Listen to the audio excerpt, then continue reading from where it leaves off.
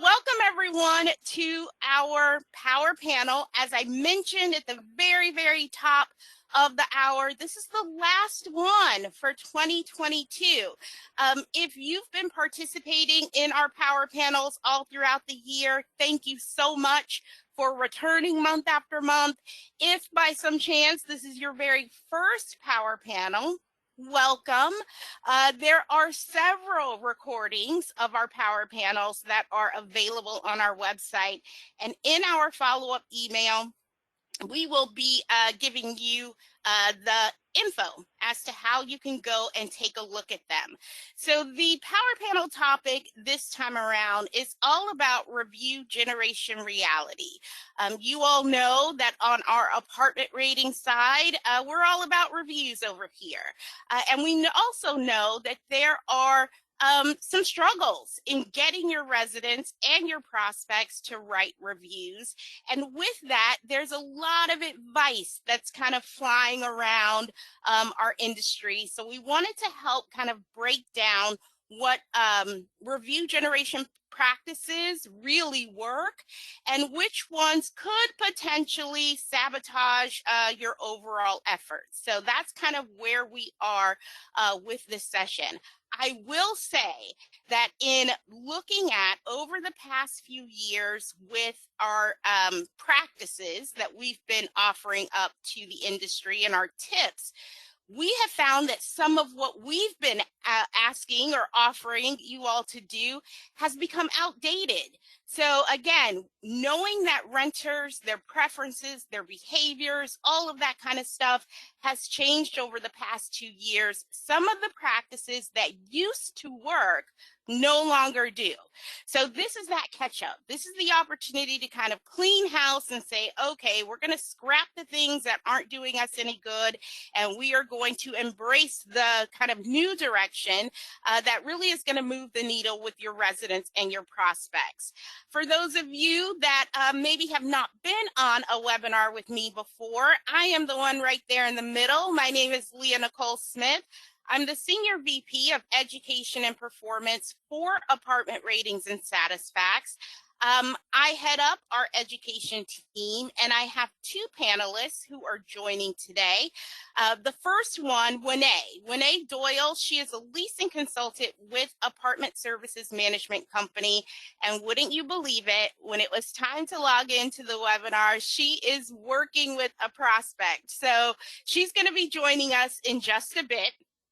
I'll be giving you some insight as to the tips and best practices that she's given us prior to this webinar, just in case, you know, she's not here or she's still working with her prospect when her turn comes up for, you know, to provide her answers. And I do have on the call with me right now Joy Hillard. Joy is the community manager with Insula Apartment Management. Joy, would you please say hello to our audience? Hello, everyone. Joy is with an apartment community, Banyan Trail in Sarasota, Florida. Joy, how long have you been with your community again? I've been at Banyan Trail for 13 years. That is amazing. And Joy was talking while everyone was logging into the webinar that when her company first took over the community, wasn't looking so great in terms of reputation, in terms of sort of resident trust, you know, kind of the faith and the confidence that they had in their current living experience. And so she's going to talk a little bit about how things have turned around in the years that she's been there. And the reason that I have asked these panelists to join, they are killing it when it comes to their online reputation. Both communities, Winnie is with Park West Apartments, and again, Joy is with Banyan Trail. They both currently, as of today, have A+ Epic grades. They're ranked #1 in their cities, and both of their communities are in the top 250 communities across the entire nation. So they have a lot of really good wisdom that they will be sharing with you as we're going through the webinar. So we're here for about an an hour, give or take, depending on how many questions we have. Our marketing team is going to send out a follow-up email with the slides of this session and the recording. Question and answer, you all know where to go, right on your dashboard. It is always open. Ask us any questions that you may have. I'll address as many of them as we wrap up the webinar. There's an exit survey. Again, we are all about feedback, so we want to hear from you what you thought about this session and any topics that maybe you want us to talk about for 2023. At the very end of the session, we're going to do a 5-question trivia contest. Whoever scores the highest number of points is going to win a $50 Amazon gift card. And we have a special event coming up in December. So I am super excited to announce to you what that is going to be and how you can participate in that. So we're going back to your app, the SlyDo app. This is going to be a very long list when you open up your phone or you open up your email or open up on your laptop. There's about 11 different options, and I want you to pick any and all that apply to you. So what are you currently doing to generate online reviews? Again, just go right to your app. Click on any of those that apply to you that you all are doing to generate online reviews for your community. Any and all. And we're going to look at the top 5 and talk about those in just a bit.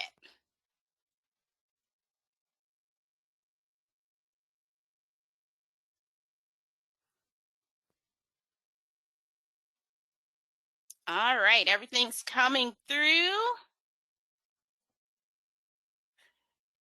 I know you all, it is an exhaustive list because I think as an industry, we are trying everything to crack the code and see what works when it comes to review generation. Okay, so it looks like the majority right now, face-to-face interactions, okay, that's happening. Asking during your events, we see QR codes, social media posts. There's some of you in there that are doing employee contests and bonuses. There are email campaigns that are happening right now. I'm going to scroll down. Some of you are partnering with third parties. You're doing resident contests and giveaways. There are apps that are being used. Yeah, there's a lot going on. A lot that's happening. I think I might have someone on the question side chiming in. So let's see. If you're not able to answer the poll on your computer, you can go to slydo.com. It's in the bottom left-hand corner, and just type in the code 4114 if you'd like to join from your computer, or you can snap that QR code from your phone and join right on your mobile device. Okay, so we have some good chiming in. Looks like top 5, face-to-face interactions, asking during events, QR codes, social media posts, and then tied for number 5, email campaigns and links in your resident email. Yeah, there's a lot, right? There's a lot of different things. And again, we're just trying any and everything to get reviews coming in for the communities. Looks like, again, majority are doing face-to-face interactions. So here's what's interesting about review generation. A lot of times we kind of get caught up on the number of reviews that we need to have.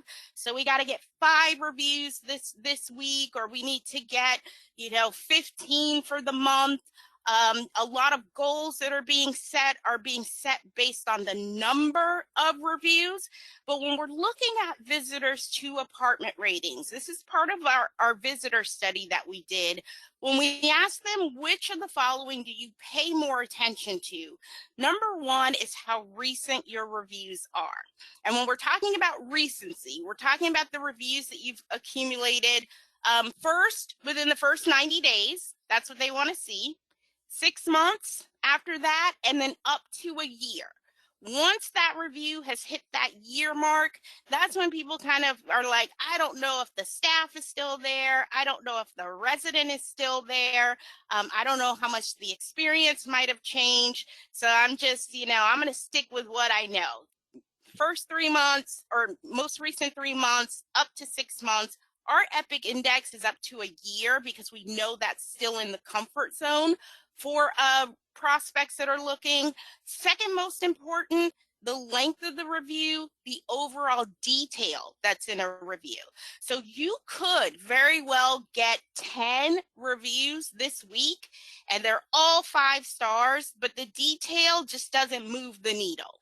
So the detail is, what you need to concentrate on or what's really important as well. And then third is the quantity, the number of reviews. So if you're thinking about sort of, what moves a prospect, what is going to get them to pick you versus someone else, look at it in terms of your recency and the quality of the reviews as opposed to how many reviews that you have. So with all of that being said, how many reviews should you have? How many? What's that, that number, the answers to the test?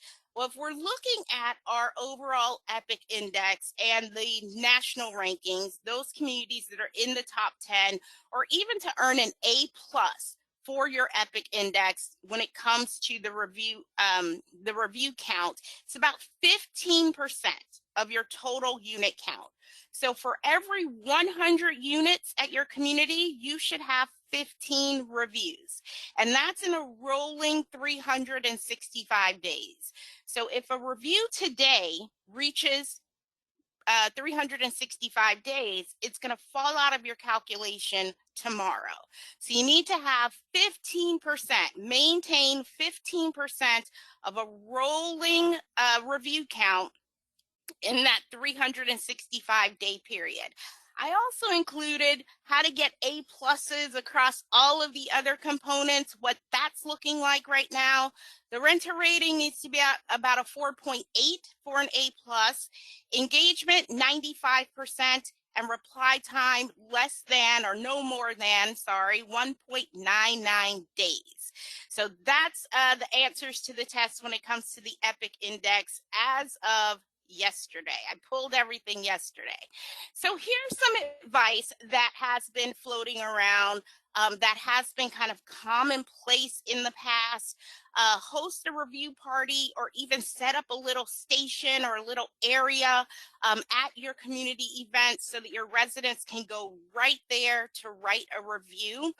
Kind of like having a renewal party. You have a renewal party, everybody comes in, gets a little bit something to eat, sits down and talks about their renewals, signs the renewals right then and there. So it's kind of taking that concept, but turning that into more of an event for all residents to come and write a review. The reason that we are saying that this one is fiction, it can do you much more harm than good, because most review sites, Google, Yelp, apartment ratings, anyone who amasses reviews for the public, they all operate with like an authenticator. So it's a review site authenticator. And if there's a large influx of reviews in a short amount of time, that bot, if you will, could consider that as spam and block the content, might even temporarily ban your company or your community on that site. For apartment ratings, if it is considered to be suspicious, the abuse team could place an alert on your community's page. You wouldn't be eligible for any kind of awards or a top rated recognition for the year. And if you look at that screenshot on the left-hand side, I'm sure you can guess the date that this community had its event. So if you're going from, you have 200 reviews over a certain amount of time, 144 of them came all at once, that is where you get that big kind of spike. So the advice or our tip is just to maintain a consistent flow of reviews. And again, looking at that 15% of your total unit count, you lose one, you get one. Always kind of do a projection of what your week looks like. So on Monday, look at your reviews. Are you going to lose any reviews that week? If so, those are the reviews that you want to pick up. And if you add another one here or there from a prospect, or add another one here and there from a resident, that's fantastic. Just again, adding to that content. But you want your reviews to be just an easy, constant flow, as opposed to a major spike at any given time. So when you're kind of targeting, like, this is our week for reviews, or this is our week to focus on Google or focus on apartment ratings, those kind of abnormal spikes might in fact, sabotage all of those efforts that you're trying to make. So I'm going to check. Let me check to see if Winnie has made it on the call. If not, oh, here we go. Hey, Winnie, welcome. You may have to unmute. Hello, how are you? Hello, welcome. So glad you can make it. I kind of already gave your introduction, but if you'd like to say hello to our audience, and then I'll ask you the question. Okay, hello everyone. How are you guys doing? All right, perfect. You might have to speak up a little bit. I know you're in your office. Okay, so when I look at Park West, well, first I look at your company, Apartment Services Management Company. You guys have multiple reviews from your prospects. And the thing about prospect reviews is that they're only going to be talking about the tour, right? Because that they're talking about the tour, they're talking about how they work with you and how the home looked. You all, your community, Park West, you guys have a perfect score right now for your prospect reviews. What are you doing when you're working with your prospects, or how are you encouraging your prospects to write a review? Do you have any tips for our audience? I would just always be yourself and be knowledgeable about your property. I always give great eye contact and a smile. That always works. I'm always very personable. Um, I love to get to know my prospects and residents. Um, I engage with them. Um, let's see, I always ask them what kind of units they're looking for, the different amenities, price range, so I can kind of know where to go with what I'm talking about. And I just kind of, like I said, I'm just very open and personable with them, and I just try to get them comfortable with me. So I think your audio's breaking up, but I'll kind of summarize what you're saying. I think it's easy to ask for a review when you've Yes, established that rapport, when you yes, are ma'am. genuine and just like normal conversation. And so when you're able to, you kind of slide it in, but it doesn't seem like it's forced in any way because you've already kind Yes, of ma'am. established that relationship with them. Is that correct? Yes, ma'am. Okay, all right. I'm going to come back to you in just a bit because we're going to talk about some leasing training that you all do, and how that translates to being able to just confidently, ask your prospects and your residents. So feel free to go on mute. Okay, so the other thing that we've kind of heard and noticed, and I think it tends to, again, maybe not come across in a positive way, is when you have a review that's negative and you're able to resolve the issue for your resident or for your prospect, to go back and ask them, hey, can you take this down? If there's any way that you can take down this review, we've gone ahead and we've, made good on your problem. You're happy now. We just don't want this blemish to be on our review site. It's not necessarily the best practice, and we consider this to be fiction over fact because there are other things that you can do. You can ask that reviewer to edit their original review. You can also ask for updates, and I love the updates. The updates, I call them a twofer. You get two reviews out of that one resident, and that one resident is telling the complete story of their experience. So maybe they weren't really happy in the beginning. You were able to jump in, mitigate that issue, resolve the issue for them, and now they are, explaining how well things are going now. I love when we see those kinds of threaded reviews. You also have residents that, I don't want to say they feel bad, but they regret. They regret sort of raking you over the coals. They become more understanding when they know that maybe the problem is not necessarily something that you all, could control. And so, they are very apologetic in their reviews. For either of these scenarios, what your prospect gets to see is you in action, your team in action, your level of customer service in action. Those types of things are important to a prospect because they don't know you yet. They have not had a problem with you, they haven't had, the situation that resident is talking about.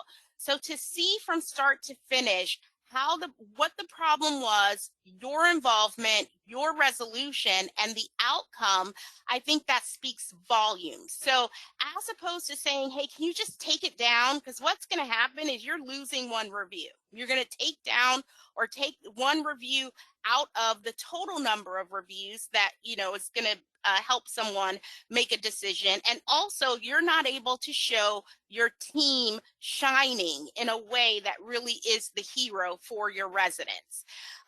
Encouraging residents to write about something specific regarding the community, I will say I am 100% guilty when it comes to this.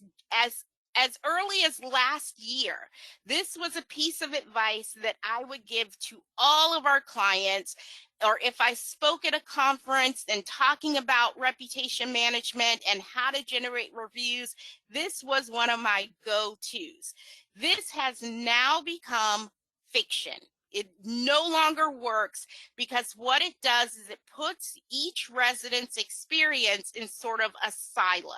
They're only talking about maintenance. They're only talking about your brand new amenity. They're only talking about the events or the office. So where we want to go, and the advice here is to encourage a well-rounded review, and it's so much easier to say, hey, you've been here 3 years, you know everything about this community. Why don't you, write us a review so that people know, how much you enjoy living here, as opposed to how much you enjoy our events. This is a great example from a community called the Bowline. And in this one review, this resident is talking about so many different things. They're talking about the exceptional community, the beautiful units, they're happy to call this place home, all of the things that are happening in and around the neighborhood. These kind of reviews, again, thinking about the length or the quality of the review itself, the review content, these are the ones that make prospects feel very confident that it's okay to, spend my money, or it's okay to make a commitment, a 12-month commitment here, because I know enough about it. I don't just know about the events or just know about maintenance. I have a pretty well-rounded perspective of what things are going to be like. So Joy, I'm going to throw this one over to you. When we're talking about review generation, sometimes the well can run dry. There's only so many residents at your community. There's only so many things that they can talk about. But I found a really good example on your community site in a threaded review. This is where you have one resident that moved in, I think it was back in 2021, and has since written 7 reviews. I mean, they're still living there, so who knows how many more they're going to write. But their reviews are, every single one of them, great detail, talking about not only maintenance, not only the office, not only the amenities, but really giving solid stories over and over again. So my question to you is that, what do you think, and this is again not the only example of a threaded review on your site, but why do you think your residents, and maybe you can kind of give us a little bit of historical perspective of the time that you've been at the community, but why do you think your residents now have become so motivated to talk about their experience over and over again and give you their feedback? I really think the residents understand how important our good reviews are to maintain, and most of them actually um, came to us from department rating leads and reviews. They feel that they want to give back to other prospects as well, just as they found Banyan Trail on apartment ratings themselves. And our residents trust that the team here has true integrity and will follow up on what we say and will always do what is right for the collective community. And in the beginning, when they bought the property, work orders were not being done. They did not trust anything, and we worked hard to rise above that. And I think they just are happy and want to help other people find us as they found us, and just try to help maintain that. Yeah, absolutely. I think when you really create a community, you have, and the management, residents feel like the management is looking out for them. They in turn want to look out for you. And so, and they also want to look out for each other. They want to make sure that, they're sharing those kinds of experiences that are going to draw residents to the community. And so I think one of the big things, and we do talk about this quite often, is why sense of community is so important between not only resident to resident, but resident to the management team. Like, I really need to feel like we're all in this together. And when your residents do have that sense of community, they're not only going to look out for each other, but they're going to look out for, the management team that's in place. They want to, make sure that your corporate office knows how great you all are doing. It's very easy for someone to get to your corporate office when they're not happy. That tends to Mhm. be their first, place that they want to go. But for those that want to, write those positive reviews or write those, authentic, and we're going to talk about authenticity in just a bit, those authentic reviews, they're really driven by how well the on-site team is performing. That's kind of my take on it. Okay, so here's another good one. I think everyone knows by now, offering any kind of an incentive to your resident or your prospect in exchange for a review is considered, it's one of those like fine lines when it comes to the FTC. They don't mind if you do it, but it's just how you do it. So what has kind of taken the place of contests and raffles and gift cards and all that kind of stuff are loyalty reward points that can be cashed in for carpet cleanings, or can be, used for maybe tchotchkes for their apartment or something like that.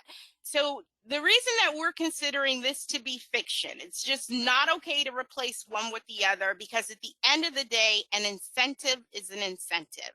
And so how you go about reviews when an incentive is in play is very important to the FTC. So here's what they recommend. If there's any kind of an incentive at all, I took these screenshots from Home Depot, to be honest, because we don't see a lot of it in our industry, even though we know there are a lot of incentives in play in our industry, whether that, again, those reward points, those contests, those gift cards. If you're doing anything like that, the incentives must be disclosed in the body of the review. So I'm writing this review in exchange for 1,000 loyalty points. I'm writing this review to participate in the gift card giveaway. If your resident does not disclose that incentive, and a lot of residents don't know that they're supposed to do that, the onus falls on the company to put that disclosure in the body of the reply. So when you're responding to that review, your reply needs to sound something like, Thank you so much for this 5-star review. Be on the lookout for your 1,000 reward points. Or thank you so much for this great review of our community and for participating in our gift card giveaway. If that disclosure is not in there at all, the review itself is considered deceptive. It's deceptive to the public because the public does not know that the person who wrote the review was given anything in exchange. So a deceptive practice, obviously, those kind of repeat offenses in the eyes of the FTC could be really bad for your community and your company. So we consider this to be fiction, to just not do incentives whatsoever. When you are working with prospects, brand new residents, long-term residents, we saw at the top of the webinar, there's a lot that's going on. I love the QR codes throughout the community. I love that you all are having, you're sending out links in your emails, or you're doing face-to-face interactions. I think with Winnie being on the front line, a lot of what you're doing is face-to-face. And I know as a leasing associate, you get trained, or you've received training on how to kind of put that customer service first in all of your face-to-face interactions. So do you have an example that you could maybe give our audience of like a time where you were face-to-face with someone and you asked them for a review? Like, how did you go about doing that? Whether that's a prospect or a new move-in or a long-term resident, what was kind of that, if not necessarily role playing for us, but what was the scenario that led you to ask that person for a review? Winnie, are you there? Oh, there you go. Okay, so I will give a perfect example. I just had a move in that just moved in, let's see, I think on the 7th. He is hearing impaired, and his dad called. I was inquiring about a one bedroom, one bath. So I was able to give him the information over the phone, and his son came in, and he toured with me. I used to work with hearing impaired a couple years ago, and I know how to do sign language. And so I was able to show him the unit, um, the model, I'm sorry, and he just fell in love with the whole community. Um, and he was really excited, and he told me that he wanted to put in an application, and I just do what I do every day. Like I said, I listen to keywords, I pay attention to them, I pay attention to what they're looking for, price wise, just everything. And so, with that being said, he put in the app. Of course, he got approved. After approval, when he came in to do his paperwork, everything he needs to sign, I told him that I was so excited. Congratulations on your new home. And he told me that he was super happy. He's able to have a new place to live. And he told me that he wanted to write a review. And I gave him one of our QR codes that we have here on our desk, and I gave him one. And I really, I know at that time he was a little busy because his dad was here and the family was here trying to help him. So I really wasn't paying attention, but he did tell me in a text, and he showed it to me. He said, "Miss Renee, I left you a review. Thank you so much for helping me." He was like, "I've never had this experience before because people have treated me so differently because I am hearing impaired." And I told him, I treat everyone the same. I have no discrimination. And I told him I was very pleased to help him. So that really made my day. Like that move in particular was very awesome to me. It almost teared up. Aw. So I know your phone is breaking up too, but I think a couple of things that I got from your answer, and I think what our audience can take away too, is that in order to, you want to capitalize on the moment. So if Yes. someone is touring, maybe not at that tour is the opportune time to ask for a review. Maybe it's, once they've responded that they're super interested, or they're going to come back, or they are, once they get approved, that's always a great opportunity to ask for a review. I think it's pretty Yes. natural when we ask for reviews, when they're moving in, or when a work order has been completed, or maybe, when someone has said thank you, you kind of come back for the review. But picking that right opportunity, you have to be able to read the room, read the situation. And also, if you've already established that sort of rapport with whomever it is that you're working with, the review should be an easy ask. Sometimes we're a little hesitant to ask, but again, if you have already naturally connected with someone, ask for those reviews of those residents. Pick those opportunities. Christmas is coming up, everyone. The holidays are coming up. And if your offices are anything like my leasing offices used to be, you have residents coming in with food, with candy, with, thank you cards, holiday cards. I mean, they are going to be coming into your office. If someone's dropping something off for you, that's that opportunity to ask for a review. You should see, again, quite a bit more traffic from your existing residents coming in around this time of the year. So get your teams primed instead of, just taking the tin of cookies and putting them in the clubhouse.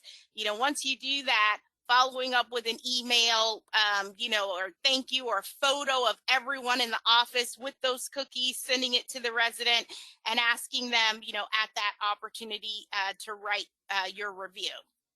So Joy, I'm going to turn this one over to you. We do have, like I said, we get a lot of reviews that are, after something has been done, or, when a resident has moved in. And what I've seen with your reviews too, is that you do get a lot of reviews that are talking about your maintenance team. And we know that it's to generate reviews, it takes everybody. It's an all hands on deck, kind of thing. What are some of the tips or some of the best practices that your service team, what are they doing to get these residents to, write a review, or even, express how well things are going on that front? They, I, I actually show them when we have the 5-star reviews come in, and the comments on the work order surveys, and the work order responses can be so encouraging and uplifting for as hard as they work. And they need to know and get excited about just how many leads are generated from good verified reviews, and how important they are to keep our occupancy steady. And they, they see those and get excited, and just general caring for and passion for the work they're doing, and the residents see that. Yeah, and I think when you have residents, they're paying for things in their home. When those things break down and they can't use them, maintenance is like paramount. And I know that there are some Right. apartment renters where it's just having the luxury of not having to worry about fixing anything in their apartment homes. They really rely on the service teams. And you all that are on the call right now, I know you all have amazing service professionals at your community, and they work hard. I don't know if all of them realize the impact that they have on the resident experience. And one of the ways that you can get that across to them, to Joy's point, is to share those reviews with them. Encourage them, keep them motivated, because if they see, like, just right there on the screen or right there on paper, the impact that they're making on their resident experience, I think your service team is more motivated to do that, above and beyond saying, hey, Mary, hey, John, you have to get 10 reviews this month.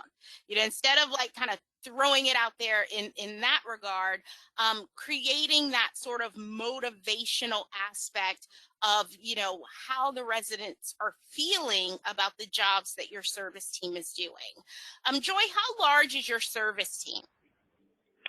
One maintenance supervisor. Okay, and how many units in your community? 82, and we were Okay. built in the 70s, so it's an older property, so he has a lot going on. Yeah. And so when it's all on that one person's shoulders, that's a big responsibility. So It is. to be able to keep him motivated, I think is, you know, fantastic. It's necessary to keep him motivated regarding their reviews. So here's the last one, I think it is, and why we consider this one to be fiction is to try and capture your negative experiences internally before they become online reviews. So kind of closing the door or shutting off, you know, the funnel that could potentially allow someone to express that they're not necessarily happy about an aspect of their living experience.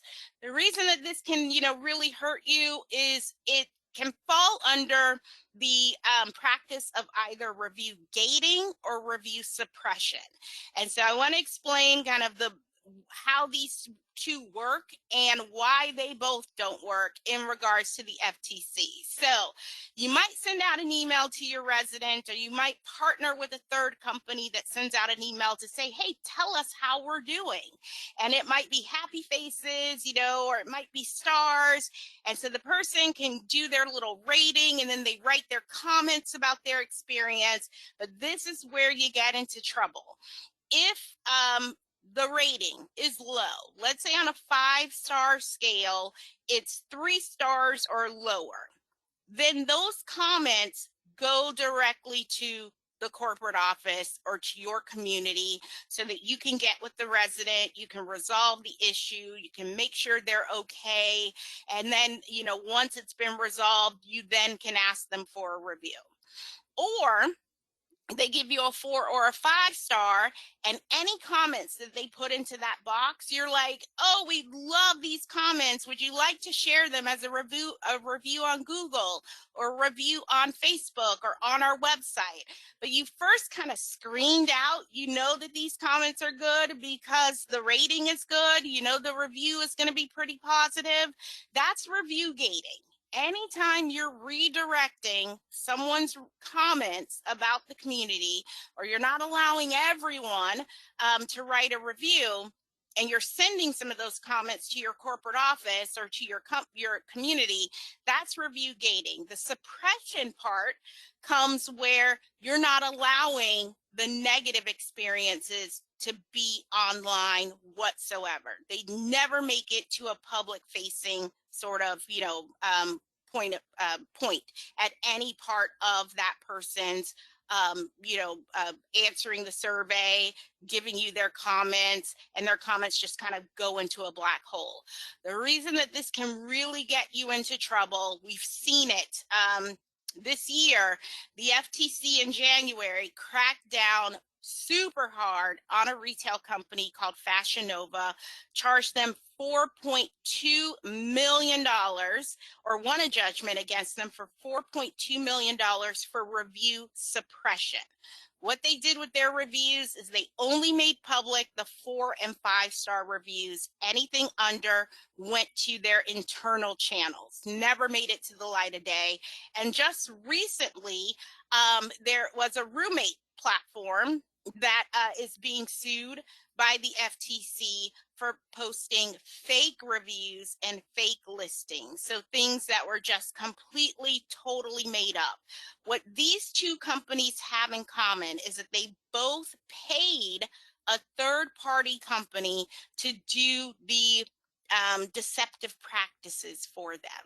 They had a third-party company that did the review gating, the review suppression. With the other one, they had a third-party company that wrote reviews for them, kind of padded their reviews. So this is definitely not worth it when it comes to the FTC to partner with anyone, because who gets the fine? your company gets the fine and not the third party. So we definitely don't want to pay someone for the FTC to sue us later. So looking at authenticity, this is where the rubber meets the road in my eyes.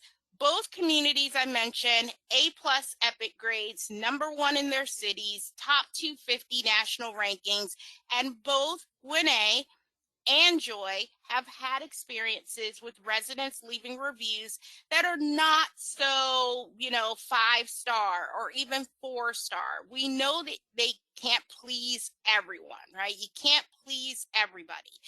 Joy, I'll start with you.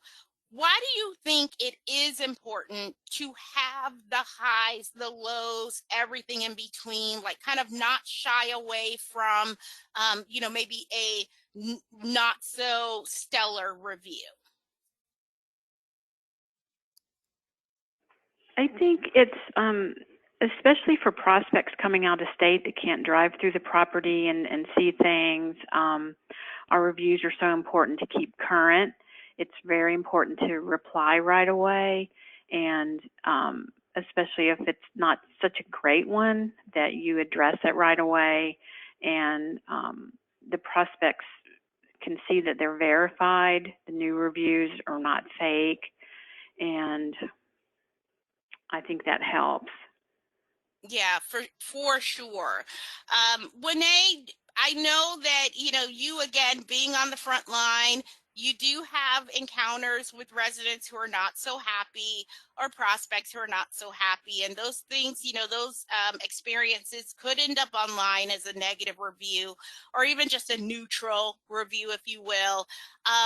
Why do you think it's important that that people see the full story? They see the positive, the negative, the everything in between, and it's not just all perfect. Oh, let me see if you can unmute. There you go. I just think that, all the reviews are important, but, you definitely want to make sure that any negative reviews, you want to address them immediately. And here at my community, we try to provide the best for all of our residents and prospects. I we make sure that it allows us to give positive or negative feedback, and again, we just address every issue that any reviews that we have, whether they are good or bad, and we just move forward from that. I think for me though, personally, it helps me on my journey because whether if it's good or bad, I try to make sure that I do my very best, and if there is something that I need to work on, then of course, the prospects or residents will let me know. Yeah, that's one thing for sure. Residents and prospects will definitely let you know how they think you're doing. Everyone is, I mean, I think we've all gotten to the point right now where no one's shy anymore about writing a review. It's just they may not know how or where they could need to go to write a review. So we gave you 5 fictions, and some of the things we've been guilty of, kind of, putting it out there in terms of our advice to the industry as well. Here's one that is starting to become a fictional best practice, if you will. It's not there yet, but it's on its way. And so we want to give everyone sort of a heads up as to, this might be as early as, first half of the year 2023, because the sentiment is getting stronger and stronger about how prospects feel when they see names in an online review. So the best practice or the tip or the, advice that's kind of out there right now is to tie in your bonuses, gamify create contests with online reviews, based on, the name mentions that are in these reviews, and making sure that if someone writes a review, they put your name in the review so that your corporate office can count that review in your bucket. So Leah has 5 reviews with her name this month, and Jessica has 10 reviews with her name this month. The reason that this is starting to become a fictional piece of advice, and it's no longer like a fact that you should do it. And again, this is something we've thrown out there before, is to make sure your name is mentioned. It's starting to backfire because the reviews are starting to become more about the person and less about the resident experience. So we're seeing reviews that talk about how nice Leah is, and Leah's so helpful, and Leah is so sweet, and I love Leah. I love Leah to death. Well, what happens if a prospect shows up and John is the person that they're going to be working with? There's nothing really in there about John, or I only want to work with Leah. Leah might no longer work at the community, and that's what prospects are telling us. Prospects are saying, yeah, the names are cool, if it's in there and it's along with everything else, yeah, I'll take it, but if you're going to talk about Leah, I want you to talk about maintenance. I want you to talk about the grounds and pets and, all the amenities and things like that. So if the name is in there in the, grand scheme of the entire review is still a solid, high quality review, prospects are perfectly okay with that. But if the review is about the person, it is really turning them off. They want, again, when we put this to our focus group, 90% of the focus group said that they preferred the review that had the content. It told me about, if I decide to live here, what is my experience gonna be like? What could my experience possibly be like? So if you all are doing, or if your company is doing like bonuses for names mentioned in a review, might need to kind of rethink that a little bit. So some alternatives to having them mention your name is doing like a pool for the entire communities or on-site teams, similar to like a renewal bonus, how the bonus is determined and then it's divided by the number of people who are on the team. So maybe doing something like that, doing something like the increase in your star rating or the increase in your national ranking when it comes to your EPIC index. Those kinds of things are going to be more beneficial to the quality of the review itself. And remember, when we went to the very beginning of the webinar, it's not necessarily about generating a ton of reviews. It's making sure that each review that is posted about your community is a high quality review. It's well-rounded, it tells a great story, you're getting them on that kind of consistent basis and not really spiking, and you're not siloing your reviews into any one kind of category. Okay, so we are going to go back to the app. If you'd like to participate in our takeaway trivia, I'm going to ask you 5 questions that are from this session, and whoever gets the highest score is going to win that $50 Amazon gift card just in time for the holiday. So we're going to start out with joining the quiz. If you go to your phone, it's going to ask you to type in your name.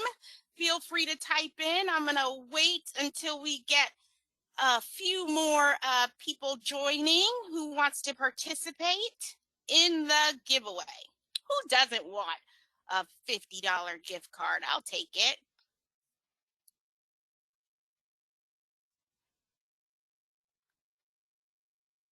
All right, names are coming on in. I see some familiar names out there. Hey, everybody. Okay, I'm going to do a 5-second countdown. 5, 4, 3, 2, 1. All right, first question, everyone. Here we go.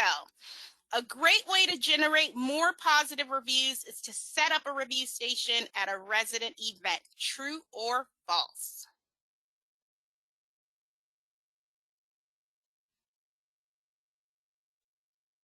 You got 20 seconds to answer.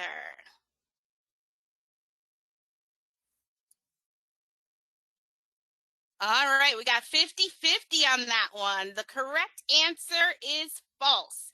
We don't want you to set up review stations because remember, all of your reviews are going to be about the event and they're all going to come in on the same day and they're going to trigger that authentication system and possibly get you shut down. All right, question number 2. Ask residents to update or edit a negative review once the issue has been resolved. True or false?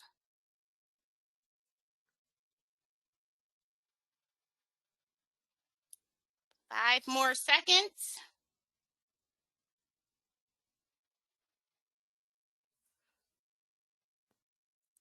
Majority are saying true. You guys are dead on the money. Remember, we don't want them to delete it or remove the review. Just update it or edit it. Give us a twofer so that your prospects can see the whole story. Question number 3. Show off a newly renovated amenity by asking residents to specifically write about it in their review. True or false? 10 seconds.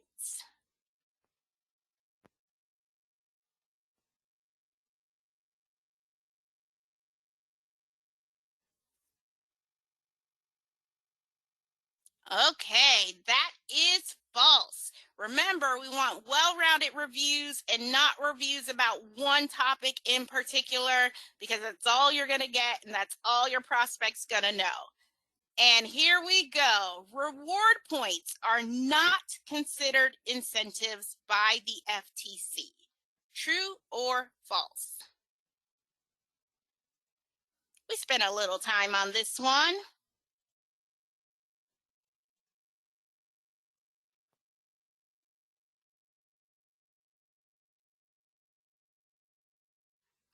Ooh, false. There we go. They are considered incentives. And remember, if you're giving anything away in exchange for a review, has to be disclosed in the review. If not, the onus falls on you to put that in your response to the review. But the public has to know that this reviewer got something in exchange for their review. And then final, third-party companies that hold or redirect lower star reviews but automatically post higher reviews are in violation of the FTC's guidelines. True or false?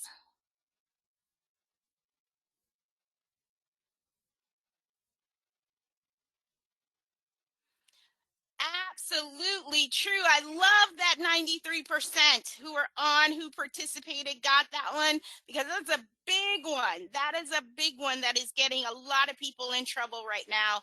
We don't want to review gate, nor do we want to suppress reviews. So the winner, Celeste Rich, 5 for 5. Your average response time or your total response time, I think it's average, 39 seconds. So the hardest question was the 50-50, setting up a review station. Celeste, we will get your email address. If you would, Celeste, go ahead and put your email inside of that questions box, just in case we don't have your correct your email of where to send your gift card. Please go ahead and put that in the questions box. Okay, everyone, I didn't have any questions as we were going through the webinar, and it looked like based on the trivia, you guys are pretty much on top of it. I would like to say thank you so much to my panelists for joining. If you all do have questions, when you get the follow-up email, feel free to just respond to that follow-up email and let us know if there's any questions that we can answer for you or help you with. So the big announcement for December, we do this every year. This is our 3rd year. It is Epic Week. that is coming up December 12th through the 16th. There's a lot that we're going to be doing. Jessica, who is the head of our marketing team, can you do we know what the prize is for Epic Week yet? Yes, we are doing a $500 gift card, Visa gift card, and a $200 Visa gift card. And in addition to the $500 gift card, there's a special trophy being given away this year. Woohoo! $500. Who doesn't want that for the holiday? So we are going to be sending out an email that you can sign up for daily reminders so that you can watch our Epic Week daily videos and participate in the contests. Joy and Winnie, thank you so much for being on the call today. If you wouldn't mind saying a quick goodbye to our audience. Thank you for having me, and I really enjoyed it. Thank you so much. Goodbye, everyone. Winnie? Hey, thank you guys again. This really meant a lot, and I hope everyone out there can take a little bit from this webinar and be able to utilize it going forward, because it's very helpful. And again, you know, we do it for our residents and our prospects, so I love it. Thank you guys again. All right, perfect. Well, thanks everyone for joining us. The follow-up email is going to be going out shortly. It'll have the slides, the recording, a little bit more info. Happy holidays. We'll see you in December for Epic Week. So thanks again, everyone. Have a fantastic rest of your day, and we will be in touch shortly. Take care, everybody. Goodbye.